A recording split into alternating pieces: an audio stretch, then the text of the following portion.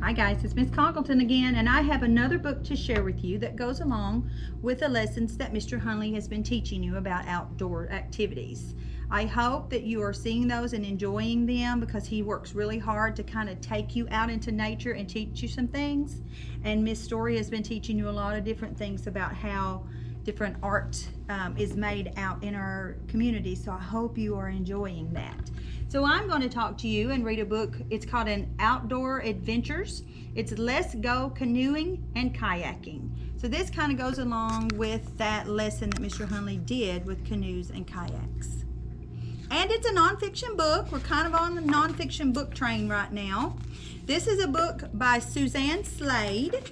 It's in the library. It's waiting for you when you're able to come back to see me. And again, it has that very good table of contents. Remember, every time you get a book that is a nonfiction book, look for that table of contents and you can find exactly what it is you're looking for. So let's dive in and explore. Canoeing and kayaking. Canoeing is a great way to enjoy the beauty of nature while getting some exercise. You can paddle down a winding river or glide across a glassy lake. Canoeing is a sport you can do by yourself or with friends. A person of any age or size can canoe. If you get tired while paddling, you can jump into the water and go for a swim. In a canoe, you can travel to interesting places.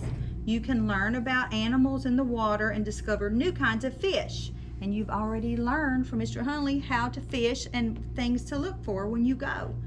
On nearby land, you might see raccoons, blue jays, deer, and woodpeckers. You can feed the ducks or geese that swim by. There's a lot to see when you go canoeing. I'm going to show you this really cool picture. I actually have a canoe. My husband and I and my son Jackson go canoeing. And Jackson also has a kayak himself. He loves to get out and kind of park his little kayak and go swimming around. So where do you go boating? I think Mr. Hunley talked to you about this also. It's a good idea to make a plan before you take your canoe trip. Nearby lakes, rivers, and ponds are excellent places to go canoeing, but look for private property or no trespassing signs. This is why this is a good book. It's teaching you of how the things you need to do when you go canoeing or boating, and it keeps you kind of in the know. So always look for those no trespassing signs. Always look for a place to launch your boat. This is a ramp. The author tells us this is an area to launch your boat. Make sure you take one of those places to put your boat in the water so you can stay safe. And you're in an area where you're allowed to go boating. Now here's boating gear. I know Mr. Hunley talked to you about that. The right gear will help you have a smooth and safe canoeing trip. The most important thing you will need is a life jacket. Each person in the boat should wear a properly fitting life jacket. You should also bring a hat and sunscreen. Paddling a boat can be tiring, so pack plenty of water and food for your trip. So if you'll notice, this author has made sure that you see a good picture of those people in that boat with the proper gear, which is their life jacket, and they're ready to have an adventure. If the day is cool, you should take an extra jacket and dry clothes in case you get wet. On hot days, pack a swimsuit so you can cool off in the lake. A net and fishing pole will come in handy if you want to catch a fish or turtle. To capture the beautiful sights and memories, bring your camera along too. That's a great idea. And there's that guy in his canoe having a great day fishing. Now, the next section talks about learning to canoe. Most canoes have 2 seats and can hold from 1 to 4 people. One person sits at the stern of the boat and a second person sits at the canoe's bow. The people in the bow and stern do the paddling. But I didn't know what either one of those meant. So another good thing to remember when you're reading a nonfiction book is you have a glossary, and it tells you what words mean. So I learned that the bow of the boat is the front of the boat, and the stern is the back of the boat. So here's the bow and here's the stern. So in order to keep the boat, to keep it from tipping and rocking, the author says to make sure that you evenly distribute your weight so that you can paddle and it's easier to steer that canoe. I found that out the hard way, guys, because I've tipped my canoe before and ended up in the water because we were not sitting on it properly. So there are 3 basic paddling strokes, and it goes in to tell you how to paddle in order to steer your boat to the front or the back. And I think Mr. Hunley talked to you about that in his video also, of making sure that you paddle on a certain side of the boat to steer in the direction that you want. And look, there's the guy in his canoe again. Canoeing can be very fun. Now, this is a section on whitewater canoeing. I don't think we have that around here close, very close, but whitewater canoeing is fun and challenging. Adventurous boaters get to canoe through the fast-moving whitewater in this exciting sport. So look at that water. I wouldn't know what whitewater canoeing was unless I had this nonfiction book with this good picture to show me. Would you like to see Mr. Hunley whitewater canoeing in this next video? Maybe we'll ask him to do that. Okay, so now the next section the author wants to tell you about is canoeing and camping. So some people even use their canoes. Look at all of that equipment.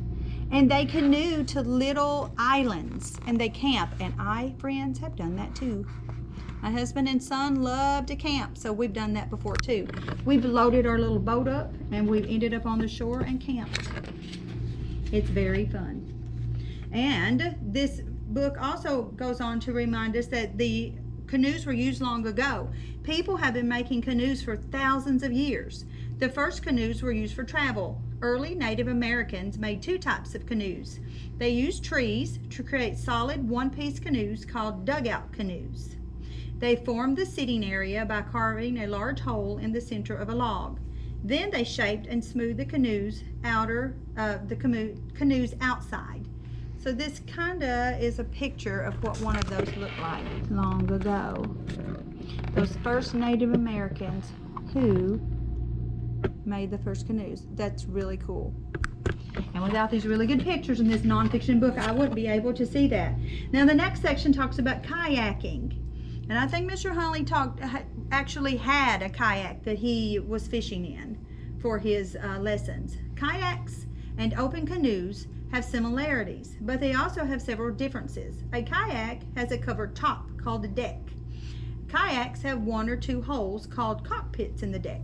So a canoe, I just learned that, guys, by reading this with you. A canoe is open, just like that. And a kayak has a little place to sit in, like that, down in the water. I don't get in my son's kayak because I'm not that good of a swimmer, and I'm not good at balancing, so I stay in the canoe. So here again is a section on the first kayaks. Look at that. There's still people who have those kayaks today.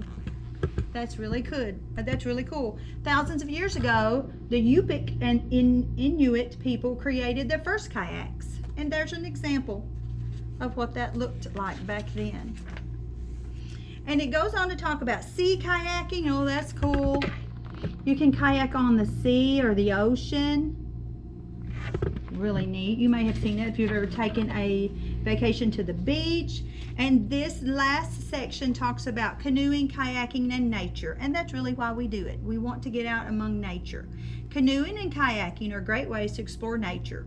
You can observe many types of animals while boating. Canoes and kayaks allow you to go into shallow areas, which is an area where there's not a lot of water, and where larger boats can't go. These small boats are powered by people with their good old arms and oars rather than a boat. So you get to go a lot of different places that big boats couldn't go. And look, you can move your own little kayak or canoe. You don't have to worry about getting a trailer and pulling a big boat. So that is the end of this book called Let's Go Canoeing and Kayaking. I can't wait for one of you to come back and check this book out. It was kind of a book that helped you to draw some connections from your lesson from Mr. Hunley about canoeing and kayaking, and I hope you enjoyed it, and I'll see you again soon.